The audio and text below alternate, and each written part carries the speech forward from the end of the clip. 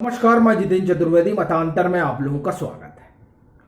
यूं तो ये जो विंध्यन पार का इलाका है वो भाजपा के लिए टेढ़ी खीर माना जाता रहा है, अगर हम कर्नाटक को अपवाद मान ले। वैसे अब तेलंगाना भी उसी श्रेणी में जा रहा है कि उसे भी अपवाद माना जाए, क्योंकि वहां भाजपा की एक अपनी प्रेजेंस अब नजर आ रही है और इस तरह के संकेत भी दिखाई दे रहे हैं। लेकिन इन दो राज्यों से इतर अगर आप दक्षिण में झांकें तो फिर वो चाहे आंध्र प्रदेश हो, फिर चाहे वो तमिलनाडु हो, केरल हो, यहां उस तरह की जमीन भाजपा के लिए नहीं रही है। तो जाहिर तौर पर ये धारणा बनेगी ही कि नहीं, यहां भाजपा कुछ खास नहीं कर सकती। लेकिन जिस तरीके से प्रधानमंत्री की चहलकदमी इधर बढ़ी है, उसने उन सियासी दलों की धड़कन बढ़ा दी है जो भाजपा के साथ दो दो हाथ न सिर्फ करना चाहते हैं बल्कि उसे पटखनी देने के भी जुगत लगा रहे हैं। उनके लिए समस्या का सबब बन गया है। वह उसका कारण बड़ा यह है कि भाजपा को लेकर जो आग्रह रहा, खासकर ये इलाका जो द्रविड़ियन मूवमेंट का रहा, उसमें वजह रही कि ब्राह्मणवाद। क्योंकि ये जो मूवमेंट खड़ा हुआ द्रविड़ियन, वो दरअसल ब्राह्मणवाद के खिलाफ खड़ा हुआ। पर जब नरेंद्र मोदी का उभार आया तो भाजपा को नरेंद्र मोदी ने वो जो एक आप ये कहिए कि आरोप रहा, उस आरोप से बाहर निकालने की कोशिश की और सोशल इंजीनियरिंग के जरिए उन तमाम समूहों को जोड़ने की कवायद की जिसके जरिए भाजपा को और आगे तक बढ़ाया जा सके। तो दक्षिण भी उस सोशल इंजीनियरिंग से अलग नहीं रहा। तो जाहिर तौर पर जब इस तरह की इंजीनियरिंग होती है और सामाजिक समूहों को जोड़ा जाता है और फिर जिसे आप जातीय समूह भी कह सकते हैं, उनको पार्टी में प्रतिनिधित्व मिलता है, तो फिर वो तमाम तरह का जो आग्रह है और जो वर्जनाएं हैं वो टूटती हैं और लोग फिर उससे जुड़ते हैं।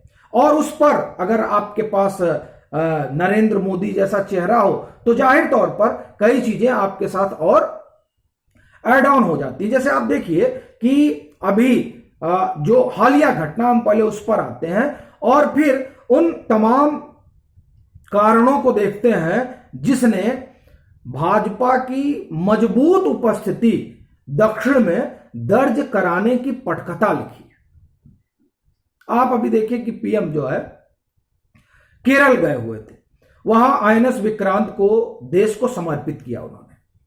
और आईएनएस विक्रांत तो आप ये कह सकते हैं कि आत्मनिर्भर भारत और संप्रभु राष्ट्र का प्रतिबिंब है।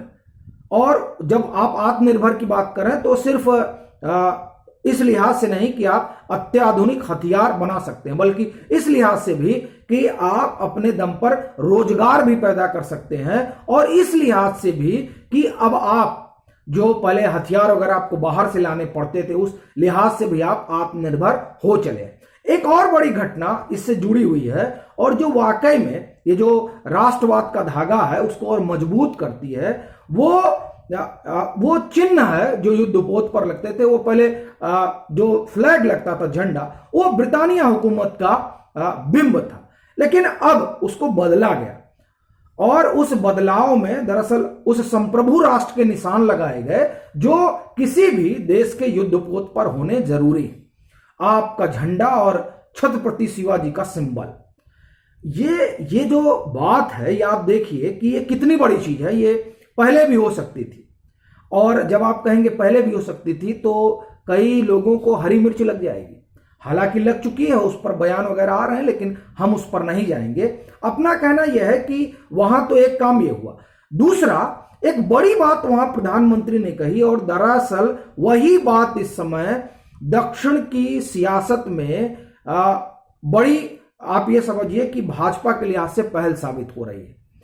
उन्होंने कहा कि ये जो करप्शन है, इस करप्शन को लेकर पोलराइजेशन होने लगा। जी हां, आप ठीक सुन रहे हैं, करप्शन को लेकर पोलराइजेशन हो रहा है उन दलों के बीच जो इसमें फंसे हुए हैं। और जाहिर तौर पर जब फंसे होंगे तो एजेंसियों का शिकंजा छुड़ाने के लिए सब एकजुट होंगे, और उस एकजुटता का एक ही कारण होता है कि साहब, जिसकी वजह से एजेंसियां हैं उनको कम से कम यहां से नदारद किया जाए। तो उन्होंने यही कहा कि अब जो है ये पोलराइजेशन हो रहा है करप्ट लोगों का। और जब आप दक्षिण की सियासत में देखिएगा तो तीन बड़ी कॉमन चीजें हैं। पहला करप्शन, दूसरा कास्टिज्म जातिवाद, और तीसरा परिवारवाद। वैसे तो अगर इसे आप राष्ट्रीय परिप्रेक्ष्य में देखें तो भी ये तीनों बातें साफ तौर पर नजर आती हैं। यह अलग बात है कि नीतीश बाबू की छवि बड़ी साफ है, उनकी ईमानदारी पर कोई सवाल नहीं उठा सकता, लेकिन वो जिस तरह से परिवारवाद के अलंबरदार बने हैं वो तो किसी से छुपा नहीं। एक तरफ राजद परिवारवाद का स्तंभ, दूसरी तरफ कांग्रेस, वो तो परिवारवाद की हिंदुस्तान में जननी है, और उनके जरिए वो प्रधानमंत्री बनने का सपना देख रहे हैं। कोई हर्ज भी नहीं है, जो सियासत करता है वो चाहता है कि सबसे ऊंची कुर्सी पर बैठे। लेकिन ये जो तीन बातें हैं जिनके जरिए भाजपा और प्रधानमंत्री नरेंद्र मोदी पूरे विपक्ष को घेर रहे हैं, वो दरअसल उनके लिए जो दो दो हाथ करना चाहते हैं, उनकी लड़ाई को बड़ी मुश्किल बना देगा। तो और अब दिख भी रहा है कि आप दक्षिण में हम पहले देखते हैं, यहां देखें कि द्रविड़ मूवमेंट से खड़े हुए, अब चाहे डीएमके को ले लीजिए, एआईडीएमके तो दो भाग में बिखर गई, और वो जितनी कमजोर हो रही है जाहिर तौर पर उसका फायदा फौरी तौर पर तो डीएमके को ही मिलेगा, भाजपा वहां ले पाएगी, ये कहना अतिशयोक्ति होगी। लेकिन डीएमके का क्या है, ये भी परिवारवाद के शिकार है। ये आए थे समता मूलक समाज की स्थापना करने, जैसे बिहार में समता मूलक समाज की स्थापना करने का एक उद्देश्य था, उसकी दुहाई जब सरकार बनी तो दी गई कि तो समाजवादी सरकार है। हालांकि समाजवादी सरकार में कितना परिवारवाद है ये सब जानते हैं, कितना भ्रष्टाचार है ये सब जानते हैं। कमोबेश यही स्थिति दक्षिण में आप देखिए तो डीएमके का जो परिवारवाद है उसमें कितना समाजवाद है, और उस समाजवाद में कितना भ्रष्टाचार है ये जग जाहिर है। और फिर उसमें जातिवाद कितना है, तो आप चाहे डीएमके में देख लीजिए और चाहे बिहार में चले जाइए और देख लीजिए राजद में।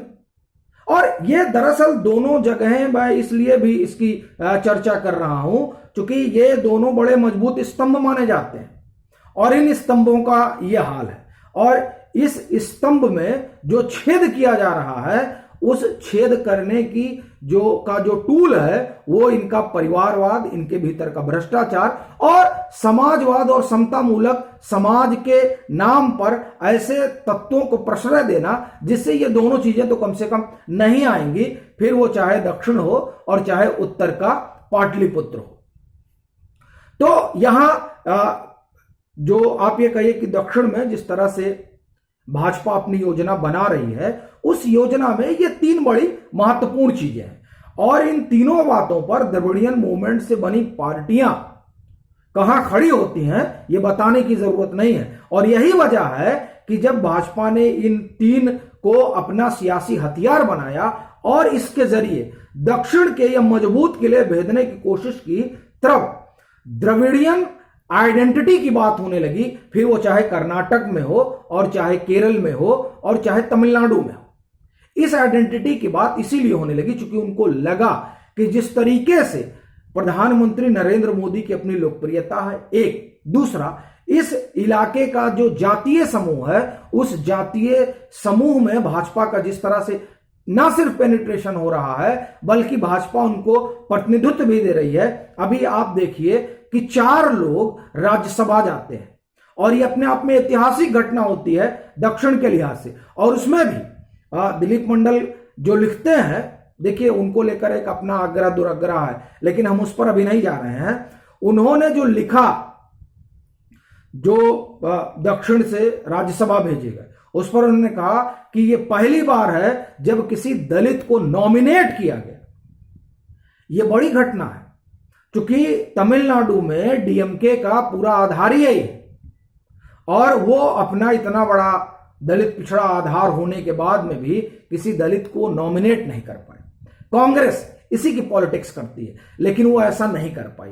तो ये जो चीजें भाजपा कर रही है उसने असल में बड़ी परेशानी बढ़ा दी है उन लोगों की जिन लोगों को आप ये कहिए कि राष्ट्रवाद से लेना देना नहीं है, उनका अपना होगा, मैं ये नहीं कह रहा हूं कि उनका अपना नहीं होगा, लेकिन जब आईएनएस विक्रांत पर इस तरह के चिन्ह मौजूद होते हैं तब ये लगता है कि नहीं, इस तरह की पहल पहले से होनी चाहिए थी।